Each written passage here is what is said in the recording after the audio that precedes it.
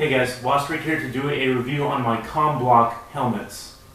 Today I will be reviewing the Czech M52, the East German M1956, Polish WZ67, and the Hungarian M70. I'm going to do a brief review of each helmet and then I'm going to compare them all together.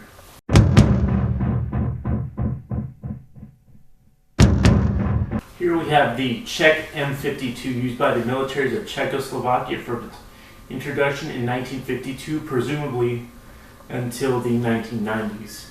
I assume it's been since replaced by a Kevlar helmet. Now at first glance this looks like an SSH-40 from World War II, but when you look at the inside you can see that it's a different helmet altogether.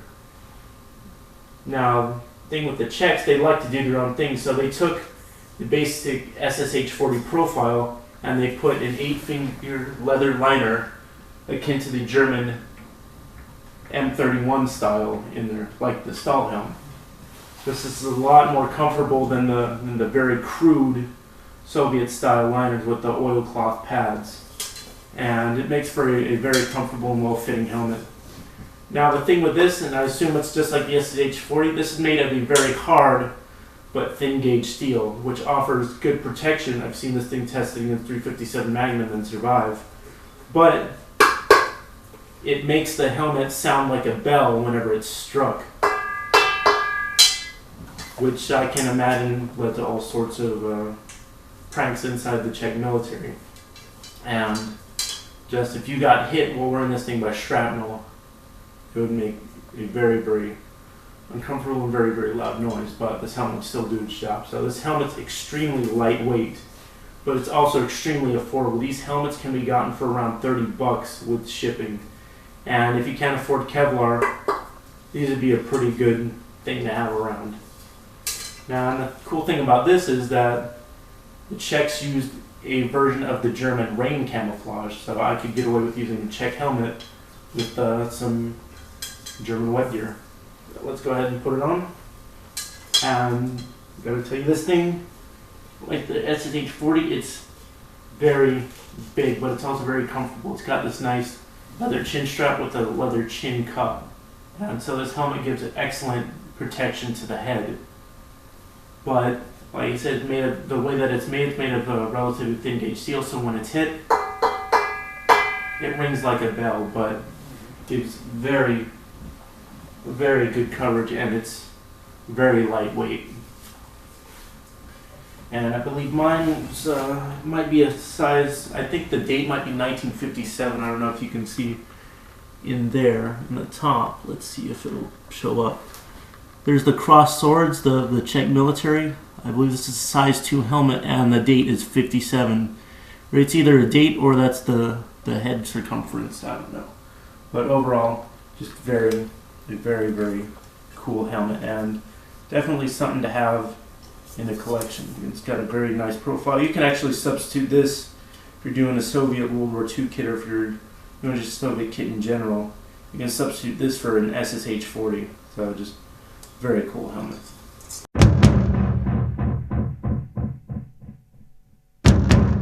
Alright, so this is the East German M1956, used from the Armed Forces of East Germany, National Volksarmee, from its introduction in 1956 until the fall of the Berlin Wall and reunification in around 1990.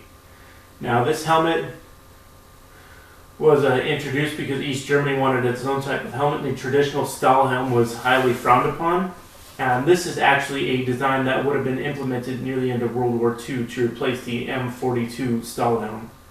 Now it has the same general basic profile. Mine has a rain camouflage cover, or Sritarn cover on it with the sniper veil, so the shape is a little bit obscured here. You can generally see where it has the step from the skirt up to the rim. And this helmet sits very high on the head, but due to its shape it offers excellent ballistic protection. And on the inside is the liner system. It's rather similar to the M31 style liner. It's got the fingers But unlike the M31, it has foam padding in the front, in the back, and in the front. And then it has a pretty good leather chin strap. The Y sections fit over the ears, and it's very nice. The only downside of this helmet, though, is that it rides very high on the head, which might not be too much of an issue, but it's just something that bothers me just a little bit. It feels almost like I'm wearing one of the kettle hat style helmets, but overall it looks very cool, especially with the rain camouflage cover. So I'm just going to thread through the chin strap just enough, and there you go. So this is the East German M1956. Go ahead and give a side profile and rear profile as well. So overall, very cool helmet. I'm glad I have it in my collection.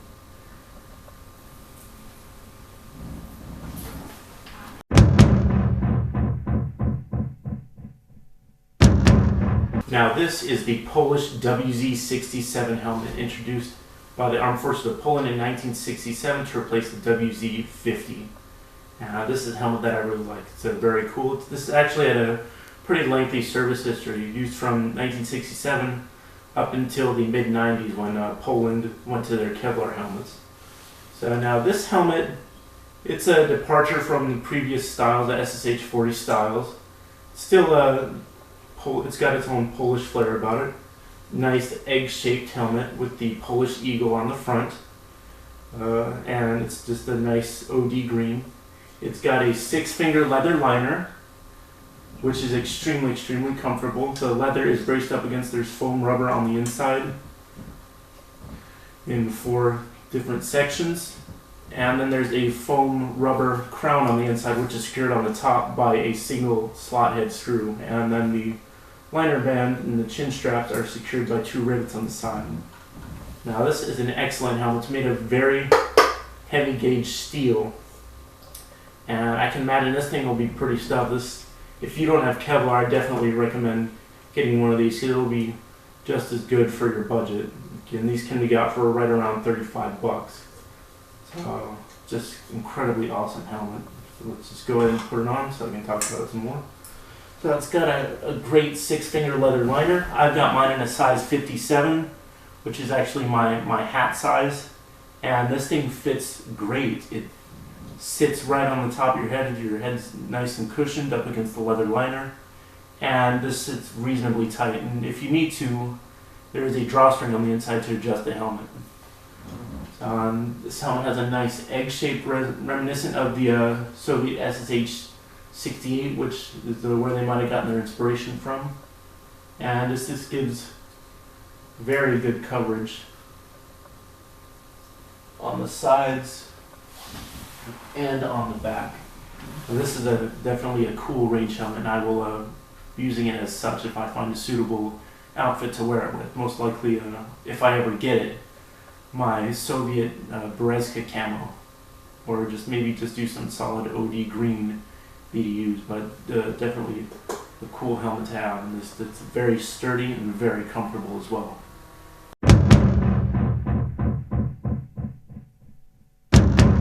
And this right here is the Hungarian M70, which is my favorite communist Bloc helmet. It just seems the most sturdy, and it's the most comfortable. It's a toss-up between this and the WZ-67, but I'll get to that in just a few minutes here. So this is the M70 steel helmet, adopted by the Armed Forces of Communist Hungary in 1970, and from what I can gather, used up until the mid-90s or early 2000s. And this is another SSH-40 style helmet, but this one, it's made of extremely heavy gauge steel, just extremely sturdy. This thing could,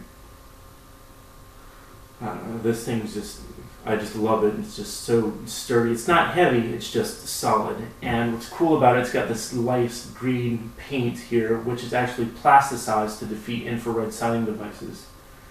Now the reason that I love this helmet, besides its toughness, the toughness of the shell, is the inside liner. which is ahead of its time. It consists of 4 leather pads with a drawstring in the middle and then a leather sweatband, providing extreme comfort and isolation from shock and trauma. So if you get hit, this thing will protect you from a concussion. It's just a very advanced design for its time, even though it is based on the SSH-40 profile. It still offers excellent protection to the head and great isolation from shock. And because of the pad system, it's very, very comfortable. It's just got a basic chin strap with a little throat pad, but nonetheless it provides good coverage. And this is, besides the WZ67, well, in fact all my communist block helmets are range helmets, but this one, just the comfort level is unsurpassed. And it offers pretty good protection. Covers the tops of the ears, and then just all around great coverage. So, good helmet. Alright, so there you have it. Those are all my current communist block helmets. So, just it's a pretty small collection, but it's still got some variety. Now, as far as which helmet is better than the other one, it's really hard to say unless there are specific tests that were done. But each helmet does do their job, which is protect against fragmentation. These helmets are not designed to stop pistol rounds, even though they may be able to defeat certain ones. So they all do their job. They protect the head of the soldier that is wearing them. So just a nice little collection, and might add 1 or 2 more communist block helmets in the future, but just wanted to go ahead and show you guys. I actually got a request to do this kind of video, so hope you guys like it. Please make sure to comment and subscribe.